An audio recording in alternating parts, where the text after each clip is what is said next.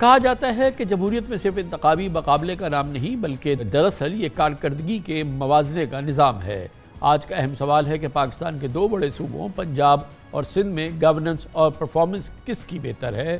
تو قرائن و شواہد اور اعداد و شمار سے مریم نواز کے پنجاب میں 16 ہفتے، پیپلز پارٹی کے سندھ میں 16 سال ایک مقابلے کی صورتحال نظر آتی ہے۔ ایک جانب 16 ہفتے اور دوسری جانب 16 سال۔ مریم بی بی ہر روز نئے متاثر کن منصوبوں کا آغاز کرتی ہیں، جبکہ سندھ کا سب سے بڑا شہر ہے جو پاکستان کی تمام معیشت کا شہرگ ہے یعنی کراچی، وہ مسلسل سسک رہا ہے۔ مریم نواز 26 فروری کو حلف اٹھانے کے بعد پہلی بار وزیر اعلیٰ پنجاب بنی ہے، جبکہ سندھ کے وزیر اعلیٰ مراد علی شاہ پچھلے 16 سال سے کبھی مشیر خزانہ تو کبھی وزیر خزانہ اور 8 سال سے مسلسل تیسری بار سندھ کے وزیر اعلیٰ ہیں۔ بلا شبہ پچھلے 16 سال کے دوران پنجاب اور خصوصاً وسطی پنجاب میں لاہور، فیصل آباد، گجرانوالہ، سیالکوٹ کا نقشہ بدل گیا ہے۔ سندھ میں قائب علی شاہ صاحب ہو یا مراد علی شاہ، وہ کسی صورت پنجاب کے سابق وزیر اعلیٰ شہباز شریف، پرویز الہی بلکہ نگران وزیر اعلیٰ محسن نقوی کا بھی نعم البدل نہیں بن سکے۔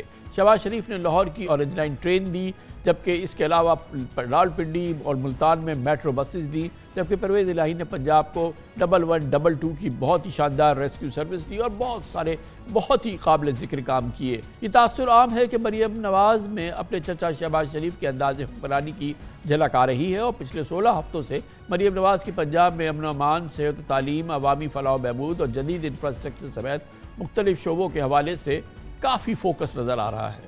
دوسری جانب سندھ میں 16 سالہ سکہ بند کرپشن سسٹم پوری آب و تاب سے جاری ہے۔ ملکی خزانے میں 65% اور سندھ کو 95% ٹیکس دینے والا شہر کراچی مسائل کا گڑھ ہے۔ پانی، سیوریج، کچرا، سڑکیں، ایک سے ایک بڑھ کر ایک مسائل ہے۔ کراچی والے اس شدید گرمی میں بھی بوند بوند پانی کو ترس رہے ہیں، اور ایک عام شہری بھی دسیوں ہزاروں روپے کا پانی خریدنے میں مجبور ہے۔ کراچی کو پانی کی سپلائی کا K4 منصوبہ 12 ارب روپے جھونکنے کے باوجود 16 سال سے 1 انچ آگے نہیں بڑھا۔ شہر میں ہر سو گندگی کے ڈھیر بھی نظر آتے ہیں، ہر علاقے میں ٹوٹی پھوٹی سڑکیں موت کا کنواں بنی ہوئی ہیں۔ مانسون دستک دے چکا ہے لیکن شہر کے برساتی نالے اب بھی کوڑوں سے بھرے ہوئے ہیں۔ کراچی میں اس سال اب تک سٹریٹ کرائم میں 82 لوگ جان دے چکے ہیں، لیکن 16 سال سے شہر کا سیف سٹی منصوبہ صرف ایپکس کمیٹی تک محدود ہے۔ چند ماہ پہلے کراچی میں چند نئی بسیں نظر آئیں، لیکن وہ بھی اس میٹروپولیٹن آبادی کے لیے بالکل ناکافی ہیں جس کا سائز کراچی جتنا ہے۔ کراچی والوں کو اگر سندھ حکومت سے کچھ ملا ہے تو وہ سرکاری دفاتر میں چپے چپے پر کرپشن اور چپے چپے پہ رشوت ستانی ایسی کہ بس خدا کی پناہ۔ وزیر اعلیٰ سندھ مراد علی شاہ لاہور کا کراچی سے ایماندارانہ موازنہ کرے، اور اگر گڈ گورننس، میرٹ کی بالادستی، عوامی سہولیات میں مقابلے کی دوڑ میں ہو اور اس میں تو پھر آپ خود جائزہ لیں، اور ایسا کریں تو اس میں کوئی مذائقہ نہیں بلکہ یہ ملک کے معاشی استحکام کے لیے خوش آئند ہوگا۔ لاہور اور کراچی کا مقابلہ اور پنجاب اور سندھ میں ترقیات کی صورتحال، اس موضوع پہ بات کرتے ہیں۔ ہمارے ساتھ پاکستان کے نامور سینئر ترین صحافیوں اور نیوز جرنلسٹ میں سے ایک جناب مظہر عباس ہمارے ساتھ ہیں۔ بہت بہت شکریہ مظہر عباس صاحب۔ یہ بتائیے گا، میں اور آپ ہم سب اس شہر کے باسی ہیں، ہماری ساری زندگی یہاں پہ گزری ہے، اور ظاہر ہے کہ ہمارے لیے اس سے زیادہ امپورٹنٹ کوئی نہیں ہے کہ یہ شہر ایک نارمل شہر ہو، نارمل اس سائز کے دنیا بھر میں کاسموپولیٹن سٹیز ہیں۔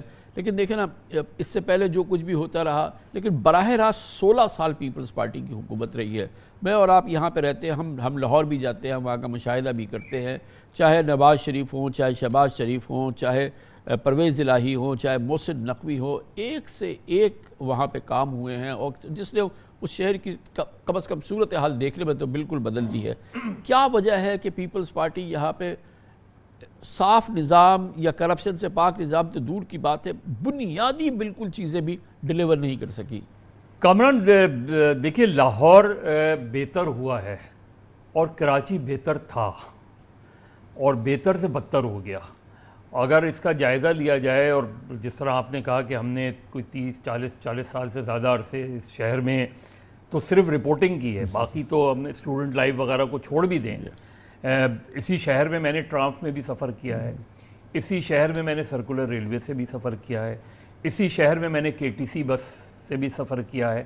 یعنی جو سسٹم موجود تھا، جب سسٹم موجود ہو تو پبلک ٹرانسپورٹ کی اگر بات کریں، لوگ بھول جاتے ہیں، یہ آپ نے گنوایا، یہاں پہ رکشہ تھا تو رکشے پہ پراپر میٹر ہوتا تھا، ٹیکسیز تھی اور بہت پراپر ٹیکسیز تھی، ٹیکسیز ہوتی تھی، میٹر ٹیکسیز ہوتی تھی. کامران میں نے تو 84 میں یہ ایک جاپنیز فرم آئی ہوئی تھی، اس کی رپورٹنگ کی تھی.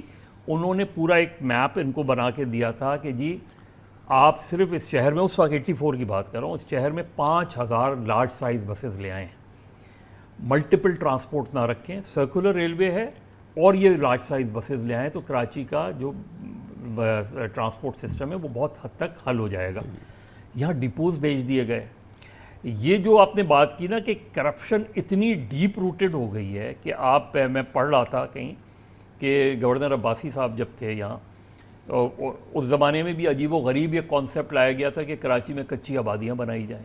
یہ باقاعدہ ایک آرڈیننس کے تھرو لایا گیا اور اس وقت کراچی میں 8 سے 10 ہزار کچی آبادیاں ہیں جس میں سے 50 سے 60 لاکھ لوگ رہ رہے ہیں. irregular آبادیاں بسائی گئی یہاں انڈر این آرڈیننس. آپ سوچیں نا شہر کو تباہ کیسے کیا گیا. لا اینڈ آرڈر سچویشن ایسی ہی تو نہیں کریٹ ہوئی. اسی شہر میں لوگ سینما بھی دیکھتے تھے، بیچ پہ بھی جاتے تھے. یہ لا اینڈ آرڈر سچویشن کیسے وہ ہوئی؟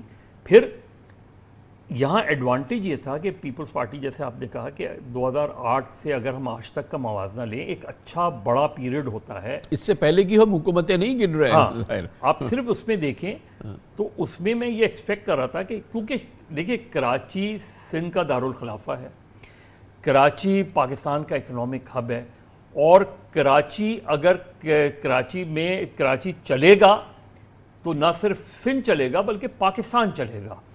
اب آپ کو یہ پرائیورٹیز رکھنی چاہیے تھی. کراچی میں تو سیف سٹی 2008 میں آ جانا چاہیے تھا، بلکہ اس سے بھی شاید پہلے آ جانا چاہیے تھا. کراچی میں سب سے بڑا ایشو یہ کہ کراچی کے پروجیکٹس کمپلیٹ نہیں ہوتے، اور کمپلیٹ اس لیے نہیں ہوتے کہ جتنا ٹائم آگے جائے گا اس میں کاسٹ بڑھے گی. اب میں بڑے فخری انداز میں کہتا ہوں کہ میں نے K4 کے لیے اتنے رکھ دی. پہلے تو مجھے یہ بتائیں K4 کے لیے جو رکھے گئے تھے پیسے وہ کہاں چلے گئے؟ وہ یہاں صاف پانی کا پلانٹ 2006 میں لگنا تھا، وہ $100 ملین کا پروجیکٹ تھا، وہ کہاں چلا گیا؟ کس سے میں پوچھوں اس کا؟ یونیورسٹی روڈ چلے جائیں. میں نے ذاتی طور پہ مراد علی شاہ صاحب سے، میں ان کی بہت رسپیکٹ کرتا ہوں، بہت پڑھے لکھے آدمی ہیں، اچھا اپنا کیس پریزنٹ کرتے ہیں.